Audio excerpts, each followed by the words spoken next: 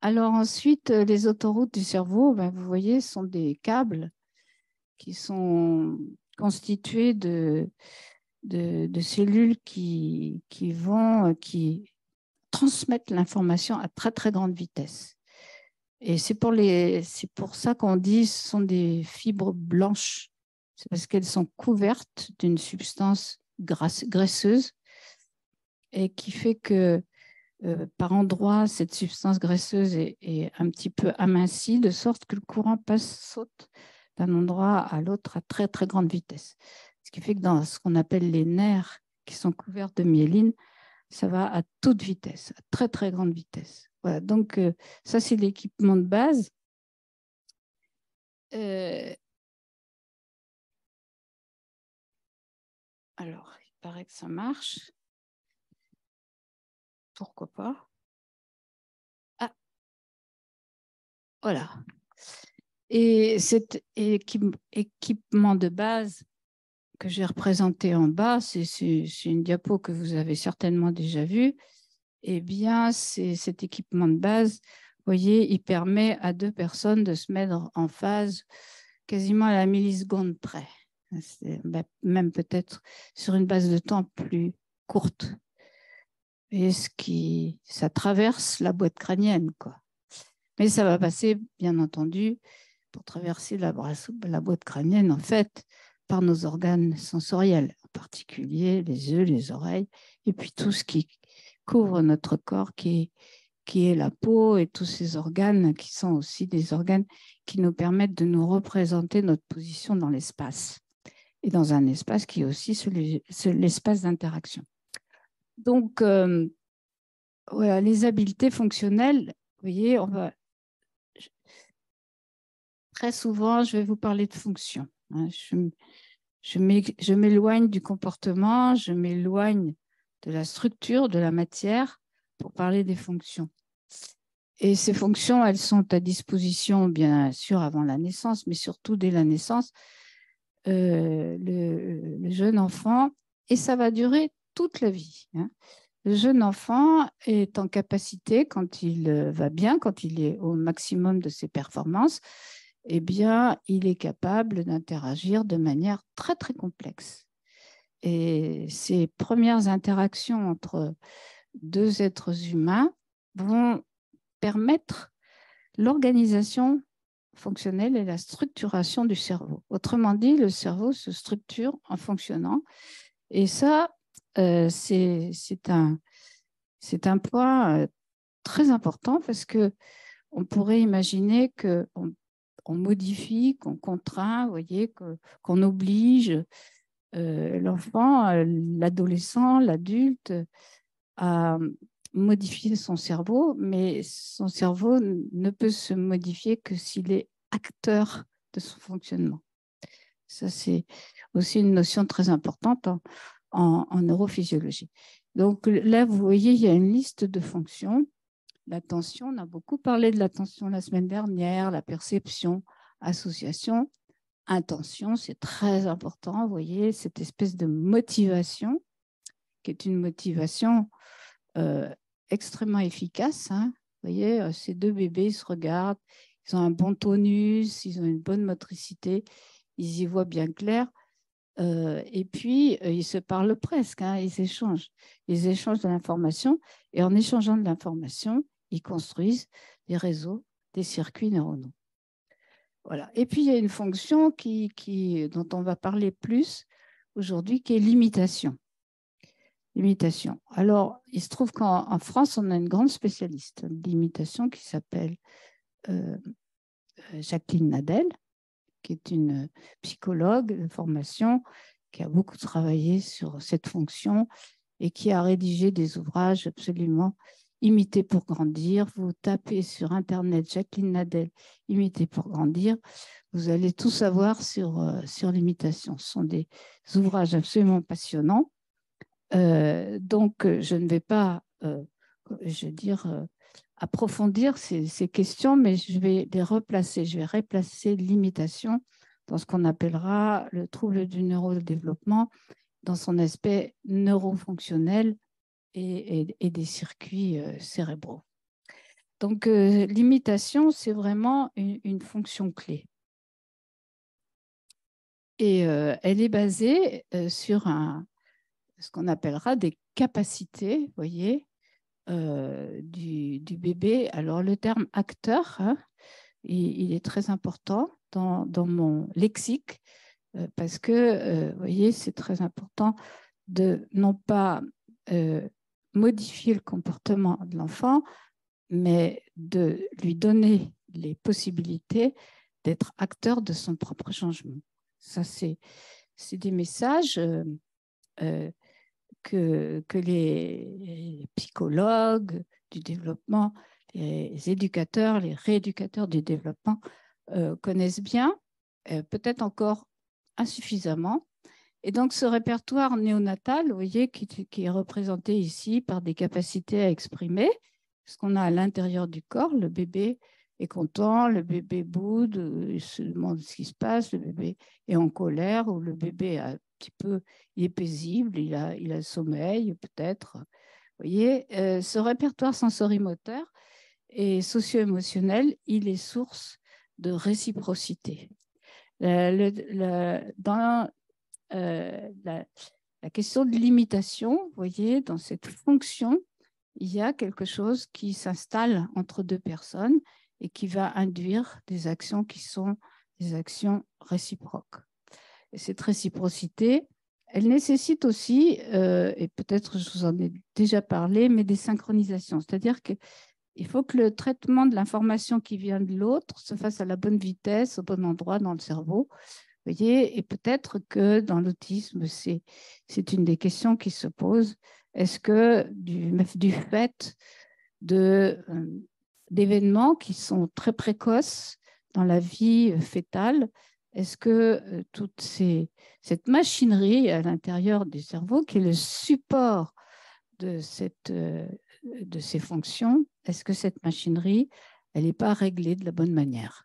C'est plutôt une histoire de réglage qu'une histoire de lésion ou d'absence de structure cérébrale. Vous voyez, on n'est pas tout à fait. Alors, et toute la vie, et je vous ai dit, tout ça, ça se passe évidemment hein, pour les personnes qui s'occupent du neurodéveloppement, du développement de la personne dans son univers humain. Et pour tous ceux qui s'occupent de ceux qui ont des difficultés justement à se développer dans le cadre des troubles du neurodéveloppement, eh bien, il y a des mots là aussi qui sont très importants. Ça dure, et en particulier dans la petite enfance et dans l'enfance, mais aussi tout au long de la vie, on se co-construit. C'est-à-dire que le terme co-construire, oui, j'aime pas trop cette expression, mais finalement, c'est difficile de trouver un autre mot. Avec l'autre, on se construit avec l'autre. Et donc, vous voyez, c'est ce qu'on appelle l'acquisition libre, c'est-à-dire que les messages qui viennent de l'autre sont des messages qui sont traités et qui apportent de la part de l'interlocuteur, enfin, de la personne qui est en interlocution avec l'autre ou en interaction, qui apporte, on va dire, des ingrédients pour qu'ils répondent, etc., etc. Donc, cette acquisition libre, elle est avec cette capacité qu'on a de faire comme l'autre.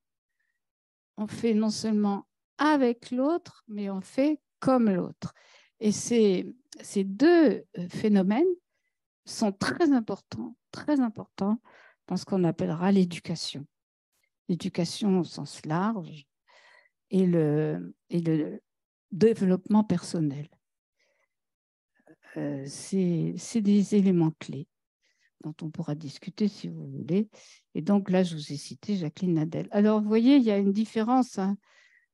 Jacqueline Nadel a édité son dernier ouvrage, sa révision d'ouvrage en 2021. Mais le premier qui a parlé ça, c'est celui qui a dirigé ma formation de psychiatre. C'est, comme on dit, mon patron. qui avait déjà parlé de ça en 1978. Vous voyez, mais comme d'habitude, en France, on écoute plutôt ceux qui parlent, qui donnent des messages qui viennent de l'étranger. Je ne sais pas pourquoi les Français n'ont pas l'art de se mettre d'accord pour porter des messages vers les autres pays. Mais on progresse. Alors, cette diapo, je vous l'ai déjà montrée, mais je la reprends parce que la semaine dernière, elle était le témoin des événements qui sont des événements de comportement, d'organisation de la vie qu'on appelle la vie sociale, sensorimotrice, etc., qui se mesurent grâce à des instruments. Ça, c'est très important de bien connaître la personne grâce à des mesures, à des instruments qui sont validés. Vous voyez, on ne peut pas, dans notre domaine, faire de l'à peu près. Hein.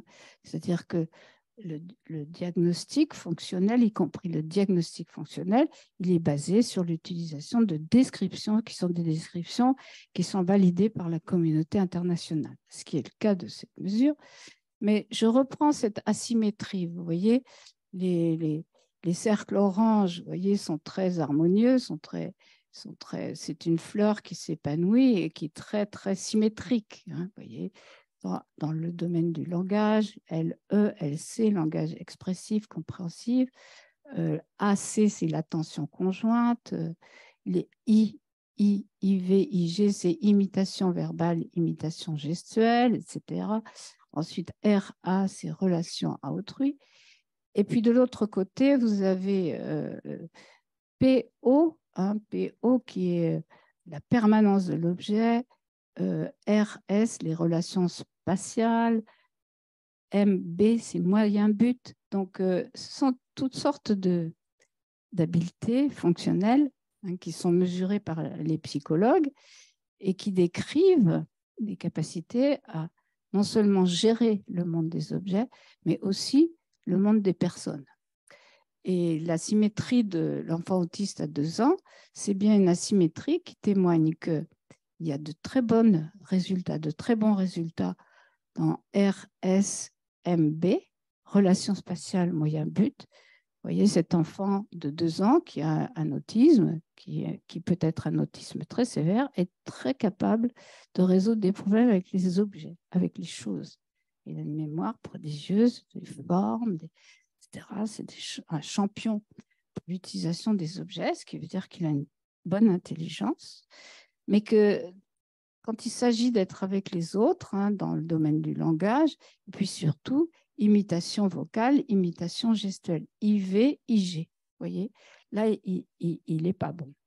Il n'est pas bon, ce n'est pas parce qu'il ne veut pas, c'est parce qu'il ne peut pas. Il n'a pas cette capacité, vous voyez, à se caler sur l'autre au bon moment, au bon endroit, pour l'imiter et pour développer encore ces interactions qu'on appelle synchronisées. Alors, ce qui est en image ici, peut-être, on va dire, transféré à tous les âges de la vie. Vous voyez, tous les tests qu'on utilise pour bien décrire les capacités fonctionnelles des personnes avec autisme et puis aussi leurs difficultés fonctionnelles. Elles sont calées sur des tests qui se ressemblent mais qui sont applicables à l'adulte, bien entendu. Hein. Il faut adapter les tests, mais le fond du test est le même. Hein. On essaie de décrire au mieux les capacités fonctionnelles tout au long de la vie. Autrement dit, des tests comme ceux-là, je ne vais pas vous faire le catalogue des tests parce que ce serait trop long et trop rébarbatif, mais il y a des tests pour toute la vie maintenant hein, à disposition pour bien décrire cette asymétrie. Et cette asymétrie, elle fait partie des difficultés à être avec les autres. Alors,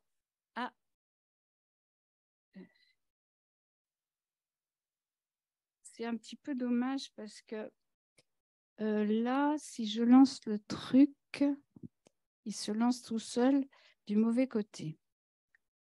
Alors, on va essayer de faire autrement. Est-ce que vous pouvez faire en sorte que la petite flèche qui déclenche aille plutôt sur suite gauche d'abord, s'il vous plaît. Là, ça marche ou pas?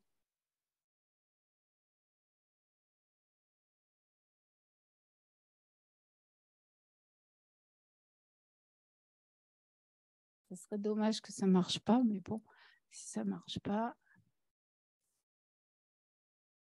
on va faire sans.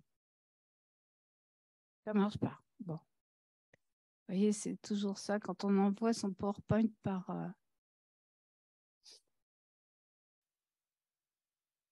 Voilà. Alors, il faut bloquer. Ce qu'il y a, c'est qu'on a tout en même temps, là. Bon, c'est pas grave. Est-ce que vous pouvez revenir sur la situation présente? Non, c'est pas grave. Est-ce que vous pouvez stopper? Non, on ne peut pas revenir en arrière et puis...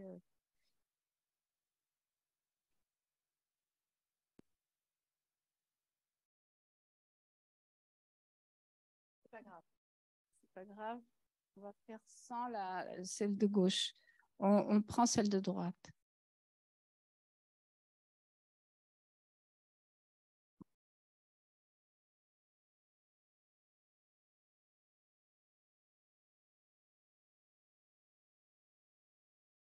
Vous vous demandez pourquoi on regarde des triangles. Ça fait partie d'un petit test. Vous voyez, c'est une des épreuves d'un des tests très célèbres qu'on peut faire passer à tout le monde parce que c'est assez rigolo. Mais en principe, on est tous d'accord sur ce qui se passe dans ce test. C'est bon ou c'est cassé pour toujours?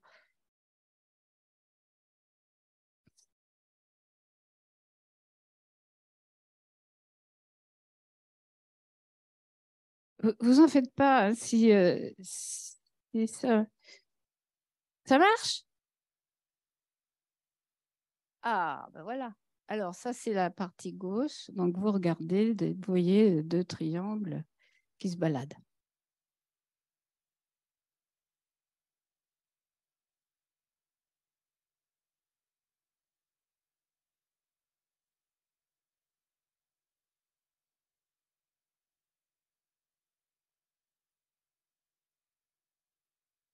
Non, non, c'est très bien.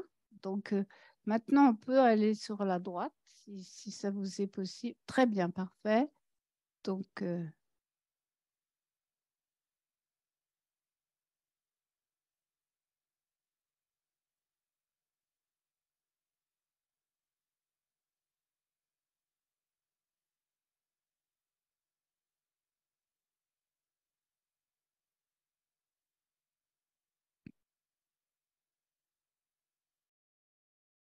voilà. Donc, vous voyez ces petits triangles entre la partie gauche, vous voyez, premier épisode, et puis le deuxième épisode, ces triangles bougent de manière différente. Et chacun a pu projeter un peu une histoire. Voilà, vous voyez, bien que ces triangles soient faits de la même couleur, c'est la même taille, c'est la même forme, exactement, ils bougent dans l'espace de manière différente et en principe, on donne un sens au mouvement de ces triangles dans la petite boîte. À gauche, c'est un mouvement un petit peu aléatoire. Les triangles se baladent, ils sont un petit peu indépendants les uns des autres. Et puis sur la partie droite, quand ils sont en interaction, ben, ils se rapprochent. Il y a des mouvements qui sont induits d'un triangle vers l'autre. On a l'impression peut-être que le grand triangle pousse le petit triangle vers l'extérieur, que le petit triangle essaye de rentrer, puis qu'ensuite il se passe un peu, il y a encore des mouvements qui sont induits. Donc, vous avez chacun raconté une histoire. On dit, qu'est-ce qui se passe? Vous voyez, le test, ça consiste à ça. Et donc, cette capacité à trouver un sens à du mouvement, même du mouvement qui est non figuratif, hein, qui est non figuratif au sens où ça n'a pas du tout une allure d'humain, on projette quelque part ce qu'on a de l'expérience avec les autres. On incarne, vous voyez, on donne un sens très humain à des petits triangles.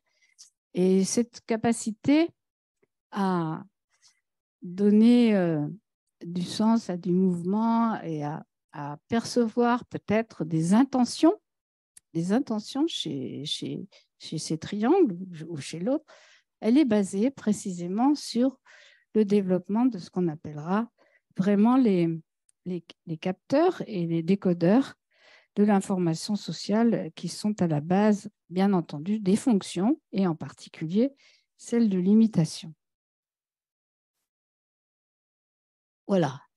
Et dans l'expérience première aussi, vous voyez, qui est assez ancienne, hein, parce que ça fait presque 20 ans. C'était le début de l'imagerie fonctionnelle cérébrale. Donc, en haut, vous voyez, vous avez les cerveaux. À l'époque, ce n'était pas encore en couleur. Hein. On n'avait pas les systèmes pour colorer le cerveau en fonction de l'intensité du fonctionnement des différentes régions du cerveau. C'était seulement en noir et blanc. Donc là, c'était off-on un petit peu. Donc, vous voyez qu'il y a des régions du cerveau qui sont à l'avant ou à l'arrière ou très à l'avant, dans la partie droite. Alors, je vais essayer de ne pas faire de conneries avec l'histoire du pointeur. Ça doit être ça, non ça... Voilà, très bien. J'espère que j'ai pas coupé le sifflet à la... D'accord. Ça marche? Oui, ok. D'accord. Donc, vous voyez, le cerveau est de profil. Là, il est vu du dessus, toujours de profil, et toujours de profil. Donc, il y a des régions. Ça, c'est la région visuelle. Vous voyez, ce qui veut dire qu'on perçoit visuellement. Là, c'est déjà une partie qu'on appellera, qui est du traitement de l'information, on va dire, déjà émotionnelle. Hein. Tout ça c'est la partie visuelle. Ça commence à être la partie prémotrice. Et puis ici, c'est une région frontale qui traite de l'information qu'on appellera déjà sur la capacité à comprendre ce que l'autre va faire. Hein. D'accord? Eh bien, là, ça a été la mise en évidence que quand on fait passer un test en montrant ces petits triangles à des personnes qui ont un développement qu'on appellera ordinaire, standard, et puis des personnes qui ont de l'autisme, eh bien, il y a une différence de fonctionnement dans les régions qui sont, voilà, il y a une moindre activation de ce réseau, une moindre activation de ce réseau qu'on appellera le cerveau social. Ça a été les premières images, on va dire, qui ont été produites par des Anglais, hein, et puis et des équipes très, très pointues. Vous savez, il y a des équipes à Londres qui ont été vraiment pionnières dans ce traitement de l'imagerie médicale en relation avec des tests psychologiques très, très simples. Alors,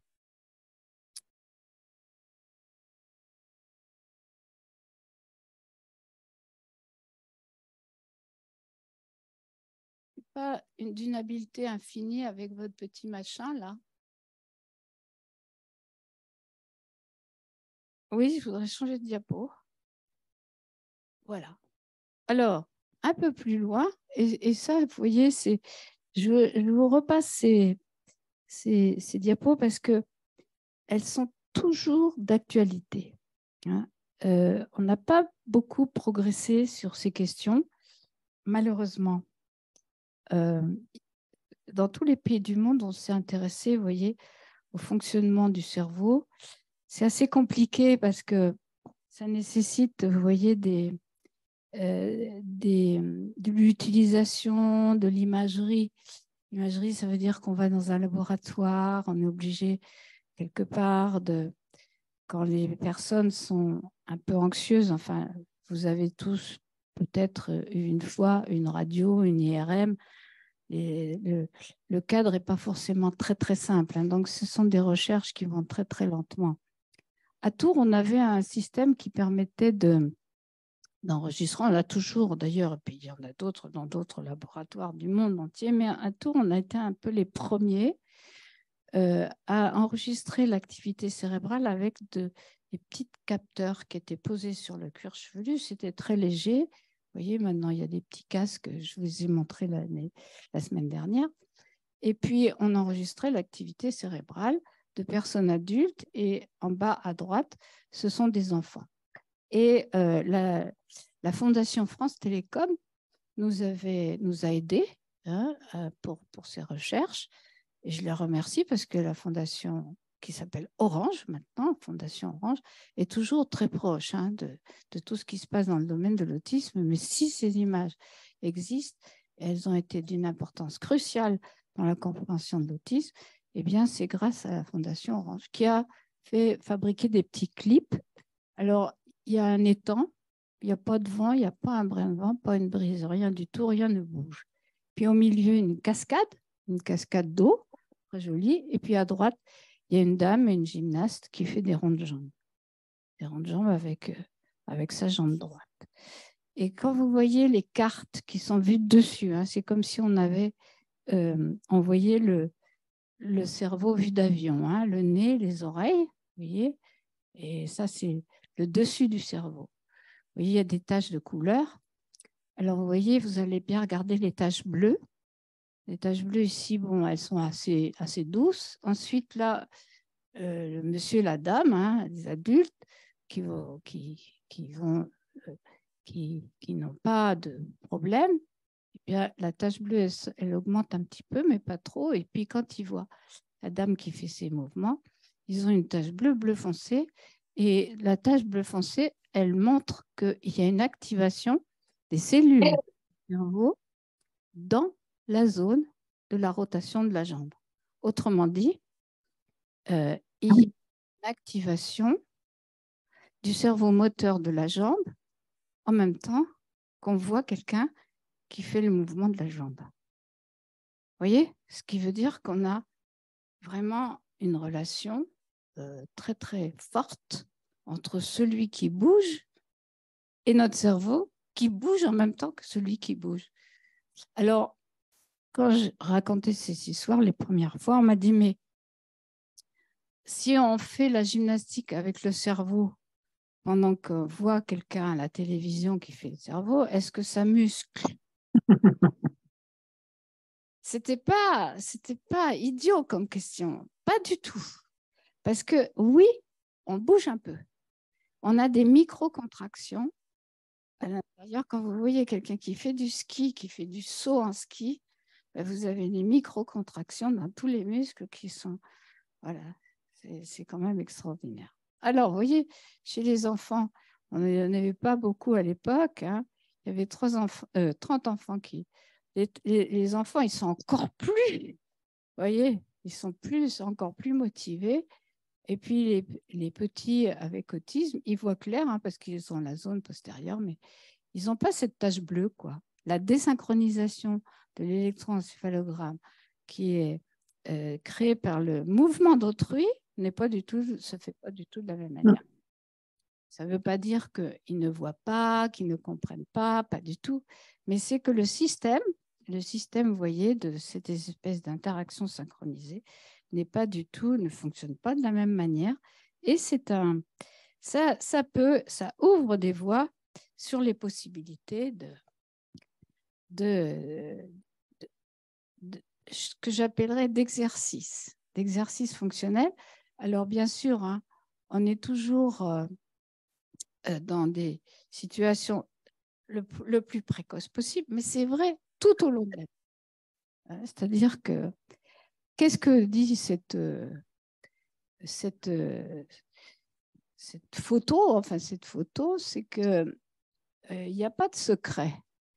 En fait, il est important d'installer la personne qui a des problèmes, qui a des difficultés dans le domaine des interactions sociales et de l'adaptation au changement au cœur d'un dispositif qui est un dispositif que j'appellerais vraiment très câblé lui aussi. Hein, c'est-à-dire que voilà, il y a une équipe, il y a la famille.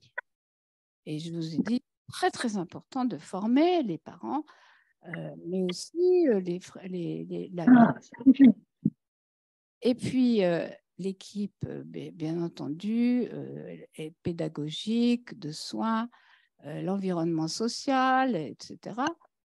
Tout au long de la vie, hein, parce que ça ne doit pas s'arrêter à l'enfance, et bien entendu les équipes de recherche. Parce que c'est vrai qu'on a pu montrer hein, qu'un exercice qui était aussi simple que celui d'un jeu de balle, vous allez le voir, de la musique, je vais vous montrer un petit film, la musique, tous les supports qui vont mettre en interaction un enfant, un adulte, et je dirais même une personne âgée, hein, dans une situation qui est très positive, où vraiment il y a une circulation de l'information partagée entre les deux personnes, eh bien, est facteur de progrès. Hein. Et la littérature, on y reviendra certainement pas l'année prochaine, la semaine prochaine. La littérature est absolument, je dirais, consensuelle au niveau. Il y a eu une revue récente dont je vous parlerai qui est basée là-dessus, c'est-à-dire qu'est-ce qui marche, qu'est-ce qui fait que l'enfant, l'adolescent, l'adulte fait des progrès, a des bénéfices.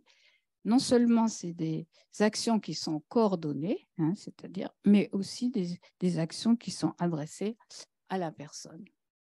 Alors, j'ai dû encore faire une bêtise. Vous voyez, donc je pense que on approche. Musique d'abord avec les joues.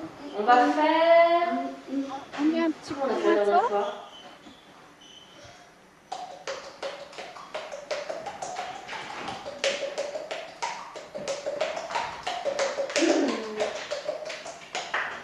Doucement, tape pas fort, hein?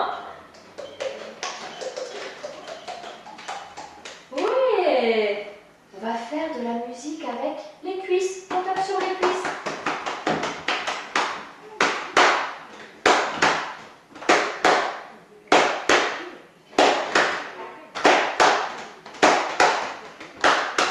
Attention.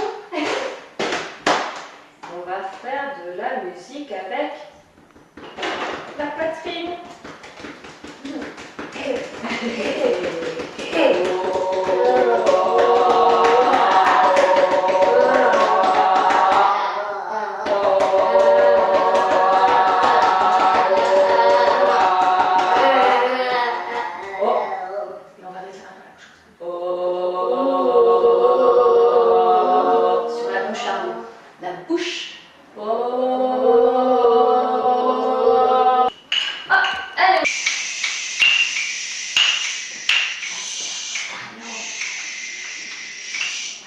Doucement. Fais doucement.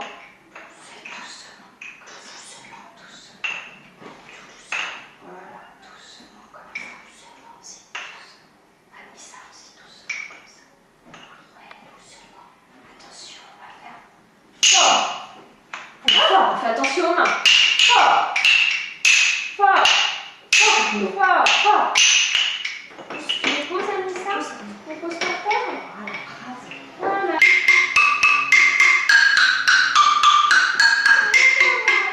Allez, tu vas commencer. À toi? Tiens, attends, elle est un peu trop grande ta bébé. Tiens. Allez, vas-y.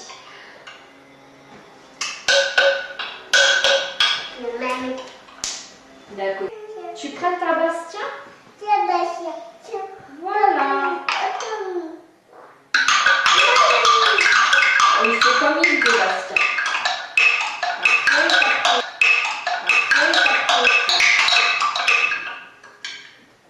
à Arnaud? Voilà, tu prêtes à Arnaud. Voilà, Anissa, t'asseoir là. Anissa, viens t'asseoir sur le tapis rouge là. Allez, asseyez-vous là. viens Arnaud, Anissa aussi. Allez, Anissa, va t'asseoir. Non, c'est François, ça se met sur l'autre parce que. Voilà.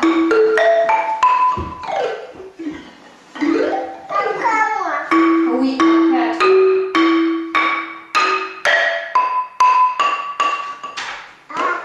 Ne s'inquiète pas, regardez devant. on s'inquiète. Viens. Oh oui, c'est le balafon. Tu peux arrêter. Tu prêtes à Anissa là?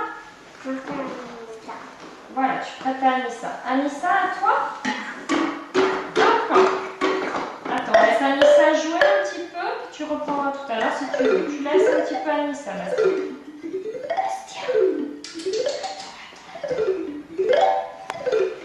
Laisse Anissa, Bastien. Laisse un peu la copine jouer. Attends un petit peu, écoute. Comme si je...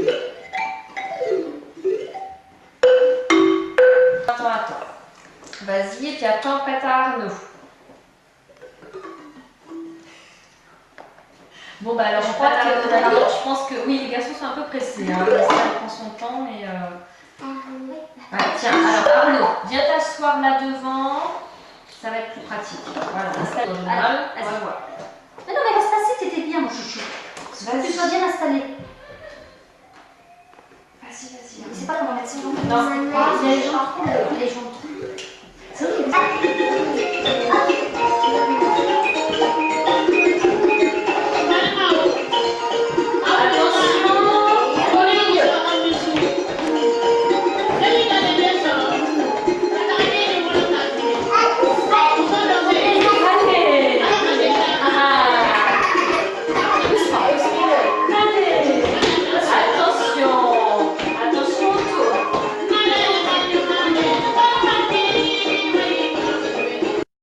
Voilà. Bon. Alors, cette petite séance, c'est une séance qui paraît toute simple. Et en fait, il y a des tas d'éléments qui ont été prévus pour qu'il y ait une activité qui soit, on va dire, sensorimotrice, en imitation directe. Hein. On fait tous en même temps, ensemble. Ensuite, on alterne.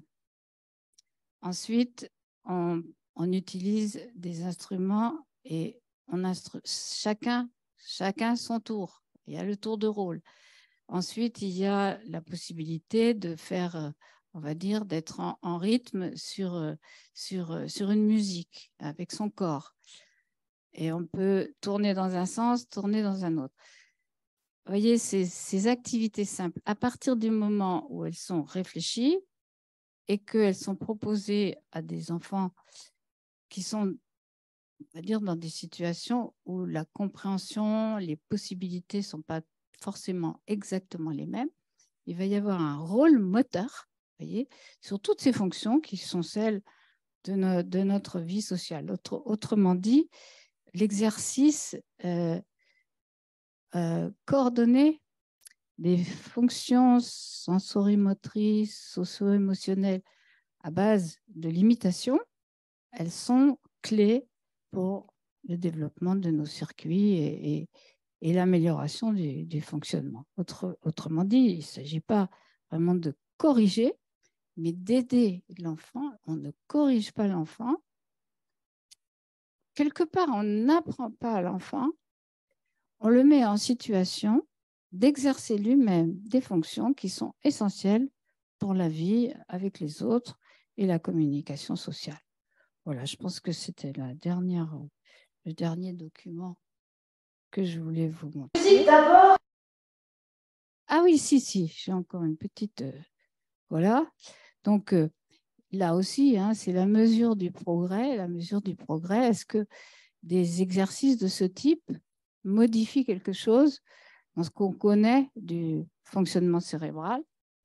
Alors, on a des indicateurs externes, c'est-à-dire que dans la communication sociale, vous savez qu'on accorde beaucoup d'importance et c'est justifié au regard, hein, à l'orientation du regard vers l'autre, au partage hein, pendant quelques millisecondes d'un échange visuel. Donc, à gauche, vous avez l'enregistrement d'un enfant qui regarde un visage. Et c'est un enfant avec autisme qui a 3 ans. Voilà. Et puis, à droite, vous avez le même test chez le même enfant après 2 ans on va dire, de parcours dans un contexte qui est tout à fait soutenant, facilitant dans ces fonctions qui sont des fonctions. Au départ, vous voyez son cerveau, là aussi, c'est les images du cerveau. Là, c'est un enfant, on va dire, au développement typique, à l'âge de 3 ans. Vous voyez, il y a des zones rouges ici, à gauche, à droite, surtout celle de gauche, très différente chez l'enfant qui a un autisme sévère. Et vous voyez, cette zone rouge, c'est la zone de la visiomotricité sociale. C'est quelque part l'organisation du mouvement vers l'autre en imitation de l'autre. Et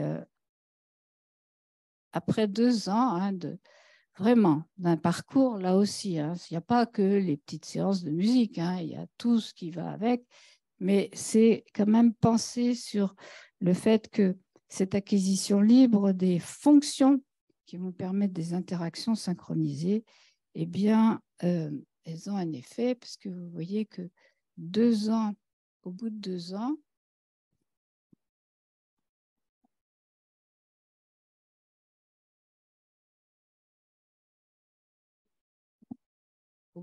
ans, il y a eu cette zone qui était verte ici, ce qui veut dire qu'elle n'était pas très active. Elle est relancée. Vous voyez, elle est relancée. Elle n'est pas encore, alors que l'enfant a 5 ans, à ce moment-là, elle n'est pas encore au niveau d'un témoin de ce qu'on appelle un sujet de comparaison d'un enfant de 3 ans, mais on a relancé la machinerie, c'est-à-dire qu'il y a des câblages, des synchronisations. Le cerveau marche mieux. Donc, en jouant de la musique avec les autres, eh bien, ça peut rapporter. Non, c'est vraiment très, très important. Voilà, je pense que cette fois-ci, c'est bien la dernière. Donc, vous voyez, on a maintenant la possibilité même d'enregistrer 2 cerveaux qui sont enregistrés quand on met 2 personnes en interaction. On peut enregistrer dans leur cerveau ce qui se passe et comment ça se synchronise et comment ça marche. Voilà. Merci beaucoup. La discussion est ouverte.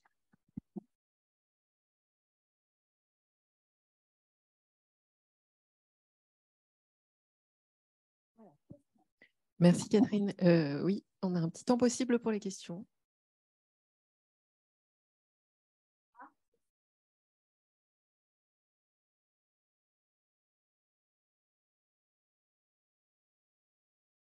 Oui, bonjour.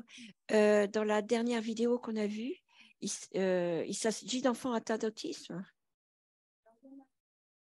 Parce que je n'ai pas l'impression qu'ils étaient atteints d'autisme. Non, il y en avait un c'était le petit qui avait le petit Africain. Oui, on voyait qu'il y avait une différence. Okay. Voilà, il y avait différents. Bon, ce sont des enfants qui ont tous un trouble du neurodéveloppement avec un autisme plus ou moins sévère. Celui qui a l'autisme le plus typique, c'est le petit Africain. Mais ils n'étaient pas très atteints quand même, parce que moi, je vois plus d'enfants autistes. Il est loin de faire ça.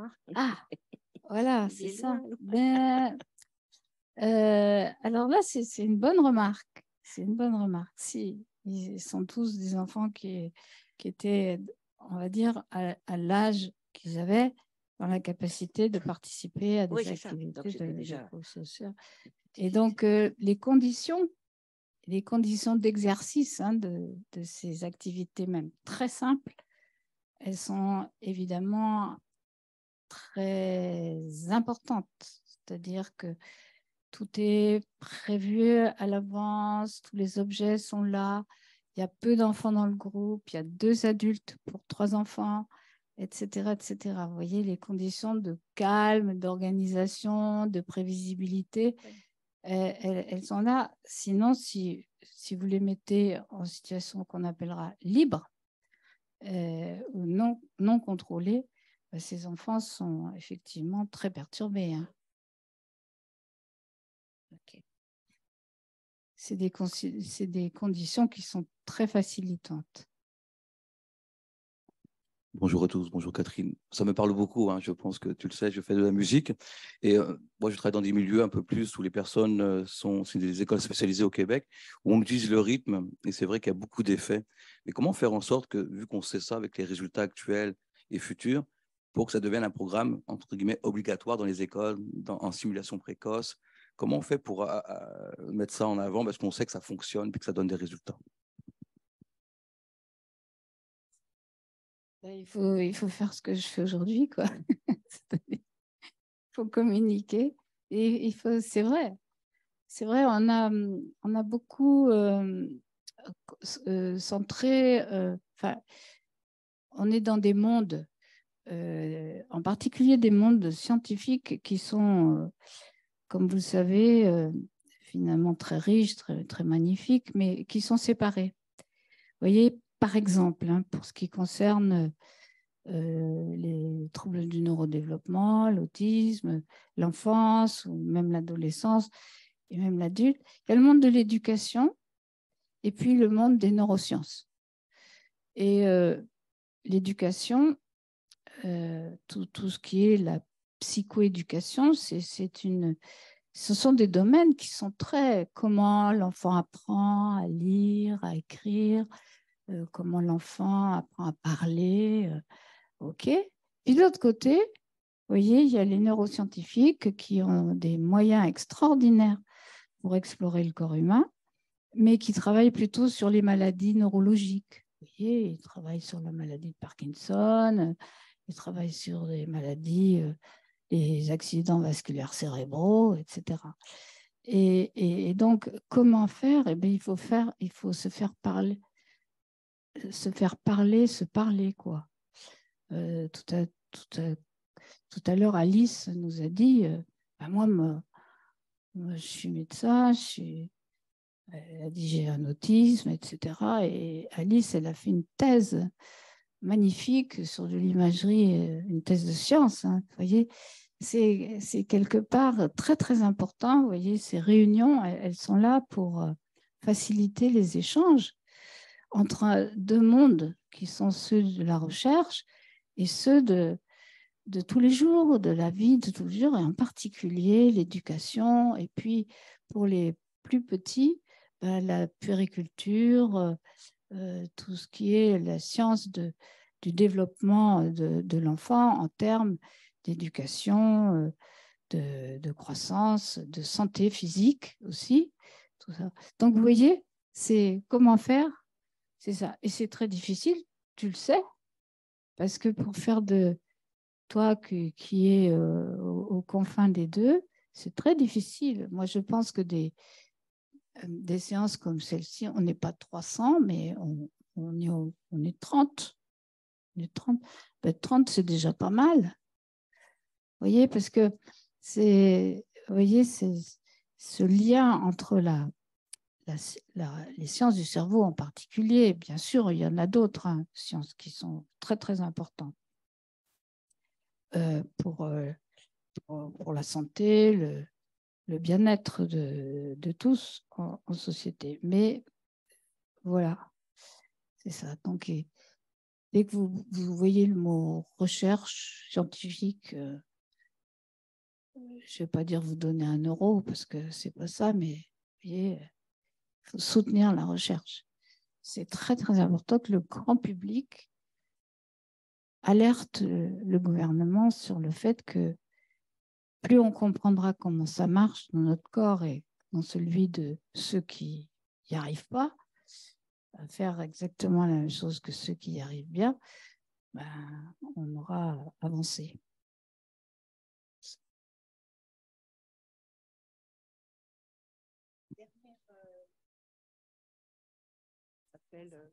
Votre dernière diapo, vous avez montré les progrès qu'on peut faire, donc que l'enfant de 3 ans, de 0 à 3, non, de 3 ans à 6 ans, j'imagine, c'est ça 5 ans.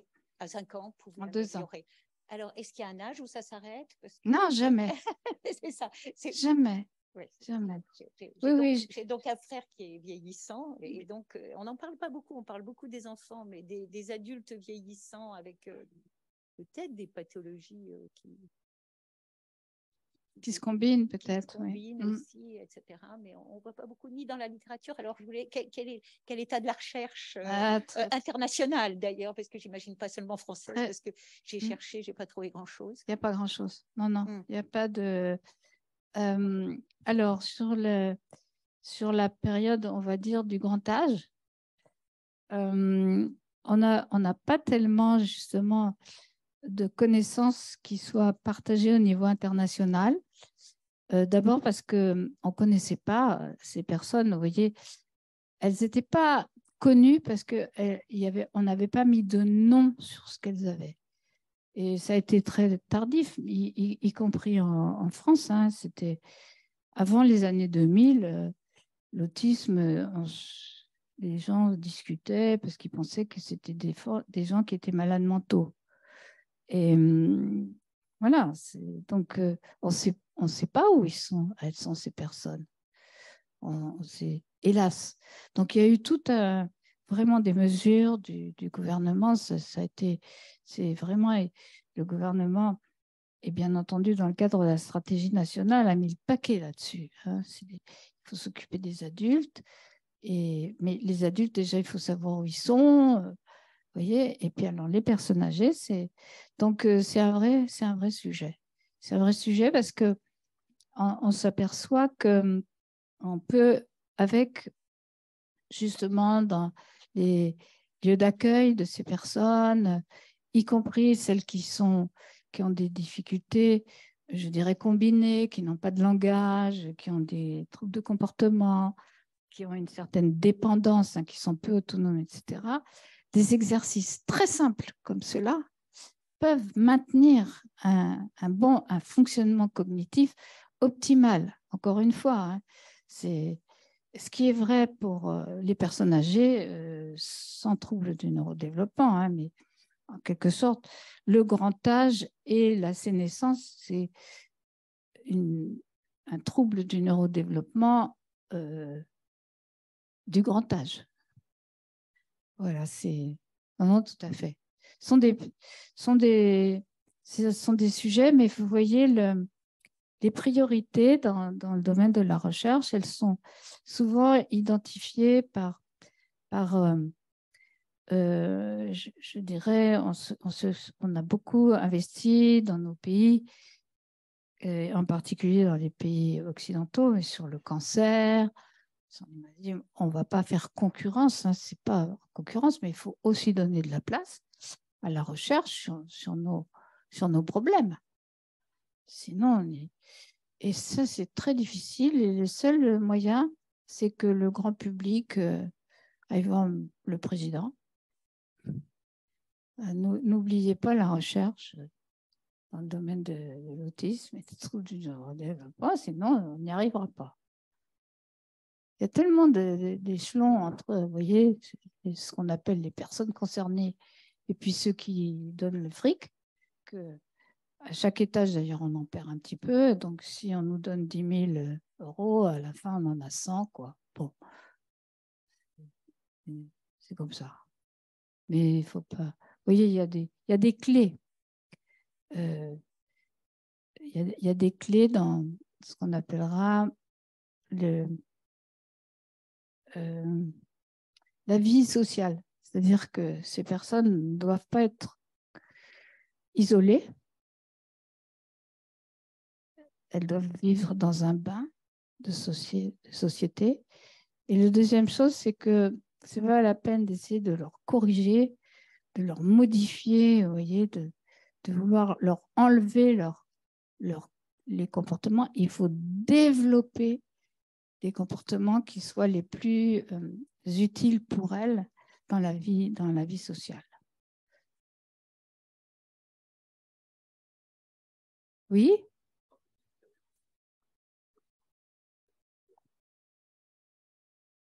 avec le ministère de la Santé au Québec, on a implanté le programme Approche dans un hôpital psychiatrique où on a formé les intervenants qui n'étaient pas musiciens. Donc, ça prend juste...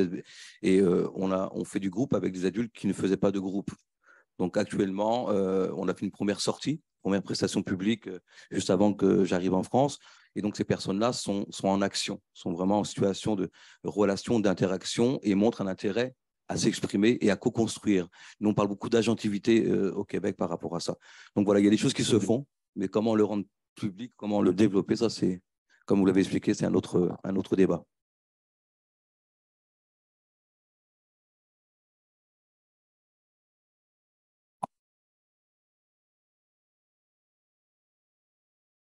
Bonjour. Vous avez préconisé à ce que les personnes autistes passent différents tests tout le long de leur vie. Mais pour les personnes adultes, elles doivent aller où? Elles se dirigent vers qui?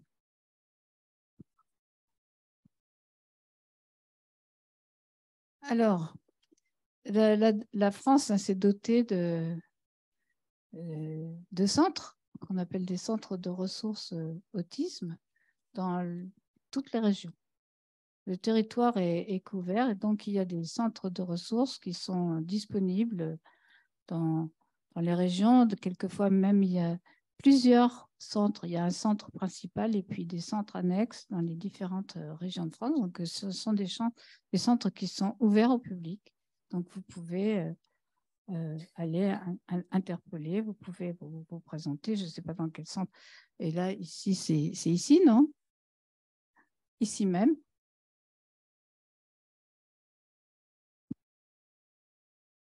Donc, ici, si vous êtes intéressé, si vous voulez faire une démarche, etc., c'est le lieu. Voilà. Oui, des professionnels seront là pour vous informer sur les différents lieux et centres, notamment en centre diagnostic expert adulte, qui peuvent réaliser toute une batterie d'examens.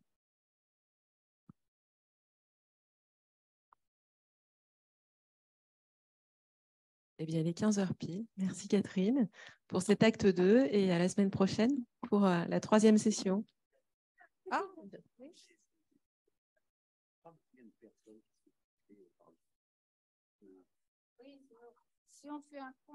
si on fait un compte global, on dit autour de 700 000 personnes. Ah oui. Tous âges confondus. Hein. Mais c'est... oui. Ah oui, c'est une... véritablement... Et c'est un chiffre TSA ou TND? Comment vous... 700 000, ça représente quoi? C'est TSA. TSA, tout le spectre. TSA. Mais pour l'ensemble de TND, on dit que la prévalence, enfin, c'est 2 à 3 pour 10, hein, c'est 2. Vous voyez, c'est ce qui veut dire que si vous multipliez par... Pas le même ratio. Maintenant, ce n'est pas le même ratio. Non. L'ensemble des troubles du neurodéveloppement est bien entendu, hein, avec je dirais, des degrés de sévérité ou de, entre guillemets, handicap différents. Hein. Mais non, c'est un vrai problème, c'est une vraie charge au sens de la santé publique, hein, de la santé publique et de l'éducation, bien sûr. C'est pour cette raison que, bon, vous voyez, j'ai toujours soutenu les familles, les personnes elles-mêmes, quel que soit leur âge d'ailleurs, à vraiment se réunir, s'engager, vous voyez, se partager. Bon, je ne sais pas, vous voyez, on échange les adresses mail, après on s'invite, on fait connaître. Et c'est ce que maintenant on a la possibilité par les réseaux sociaux et tout ça de communiquer. Hein, c'est très facilitant. En tout cas, ici, c'est le lieu. Ça a été vraiment le choix du président de la République, hein, de créer cette maison qui doit être une maison à partir de laquelle il y a vraiment de la communication, il y a de la ressource. Et puis, si ce n'est pas ici que ça doit se passer, ça peut se passer n'importe où en France. Et les équipes ici sont à votre disposition, comme vous le savez. Peut-être pas encore, mais maintenant vous le savez.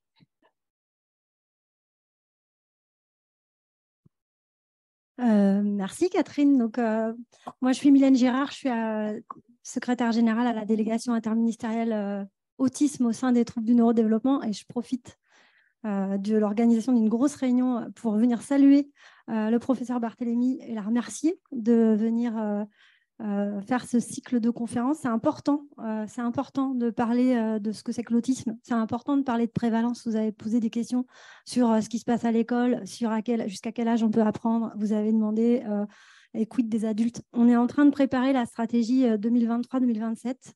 Pour tout vous dire, donc, pour ceux qui suivent ça de près, on a fait une consultation citoyenne qui a recueilli 10 000 contributions. Donc, on a tout exploité et on est en train d'attendre les arbitrages. Donc, sur la recherche, on a demandé des renforcements budgétaires, on a demandé la poursuite d'actions sur l'école, on a une très grosse focale sur les ados et les adultes parce qu'on sait qu'on a des freins à la mise en œuvre de cette politique publique, parce qu'il y a des co-responsabilités avec les conseils départementaux notamment.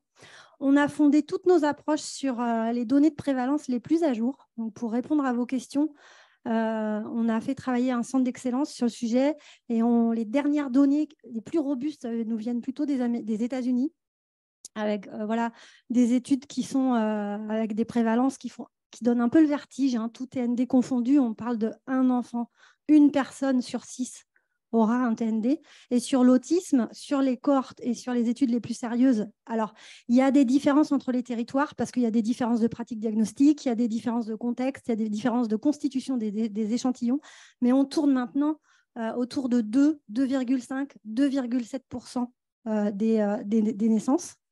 Particulièrement aux États-Unis, en Angleterre, en Australie, en Suède.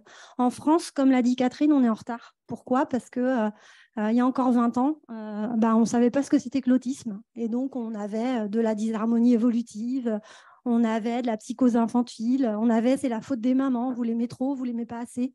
Et tous ces publics-là, ils sont aujourd'hui soit en psychiatrie, dans des lieux qui ne sont pas du tout adaptés, soit dans des établissements médico-sociaux. Et comme l'a dit Catherine, on a lancé un grand plan de repérage, c'est extrêmement compliqué. Et donc, l'idée, c'est de poursuivre. Donc, moi, je suis ravie que vous puissiez vous mobiliser, parce que même si vous êtes 30, 40, c'est toujours 30 ou 40 personnes éclairées qui vont porter la bonne parole sur ces sujets-là. Et ce lieu, il est là pour ça. C'est-à-dire, on arrête de raconter n'importe quoi et on pilote cette politique publique par la science et par les données. Et donc, encore merci, Catherine, de te rendre disponible pour ces petites séries de conférences et au plaisir de vous revoir les uns les autres. Il y a des visages que je connais. Donc, en tout cas, à la délégation, on est... alors, moi, j'ai la casquette difficile à porter du gouvernement, qui ne fait pas assez. On ne fait jamais assez. Mais bon, voilà, on a réussi à arracher 550 millions sur la période 2018-2022. Et sur les arbitrages en cours, on a une belle copie et on espère avoir des arbitrages. Vous serez, je pense, suivez l'actualité avant le 14 juillet, vous devriez avoir quelques réponses.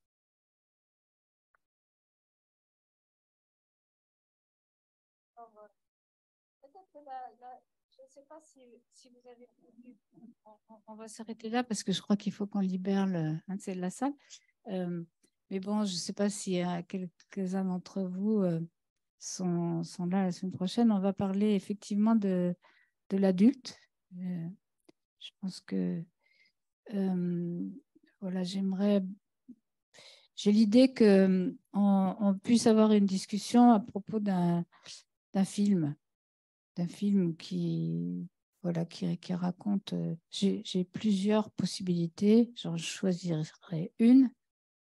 Mais j'aimerais bien qu'il y ait un système de questions. Vous voyez qu'auparavant, non pas que je les connaisse avant, mais que vous sachiez qu'on va baser notre échange sur des questions que vous vous posez sur les adultes. Vous voyez, auxquelles je répondrai le mieux possible dans la mesure de nos connaissances sur les questions. Mais d'accord ? Voilà. Donc, bonne semaine. Merci.